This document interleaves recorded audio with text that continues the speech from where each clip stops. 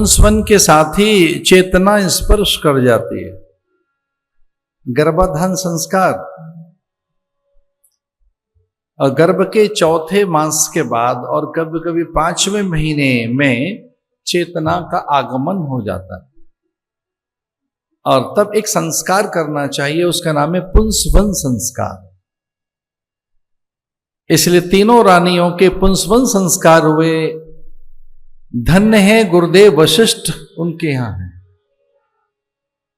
उनके ही निर्देशन में पुंसवन संस्कार हुए। और जैसे संस्कार संपन्न हुआ, कौशल्या को हरि का अनुभव हुआ। ऐसा लगा कि हरि ने उनके गर्भ का स्पर्श किया है। उसी पल उन्हें लगा मीनाकृति के कुंडल,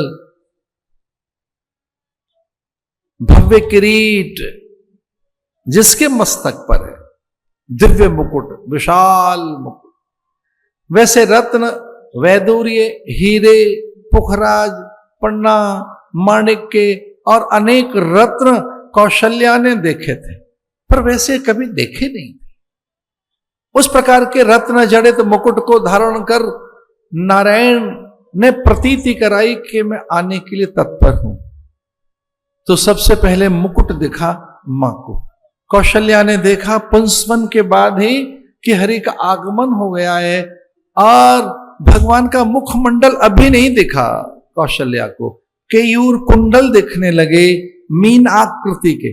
जो भगवान नारायण के कुंडल थे वो मछली के आकार के थे, तो मीन आकृति के कुंडल नारायण के कानों में जो कपोल को स्पर्श करते हुए इतने बड़े कुंडल उन्हें दिखाई दिए।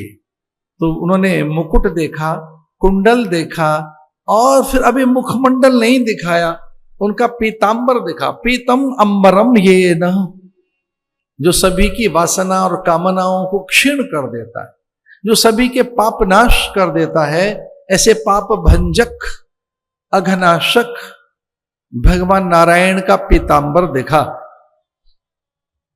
साहस करके देखने लगी कि भगवद इस मुझे छाया में उनका मुखमंडल न भी दिखे तो उनका श्रीवत्स चिन्ह तो दिखाई दे मुझे, जो वक्षस्थल पर रहता है। और ऐसा विचार किया ही था कि श्री हरि के, भगवान जगन्निवास, श्रीनिवास, भगवान नारायण के वक्षस्थल पर श्रीवत्स चिन्ह दिखाई दिया।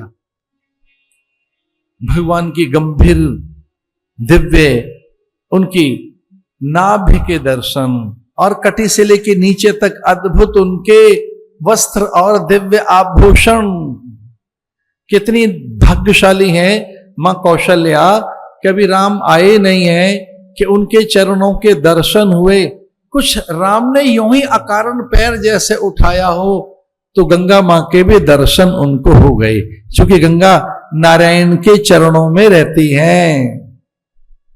ये तो हमारे भगवान महादेव ऐसे हैं कि उन गंगा को माथे पे रख लेते हैं ये कहकर कि नारायण के चरणों की हर वस्तु मुझे माथे पर मान्य है। ये महादेव का औदार्य है।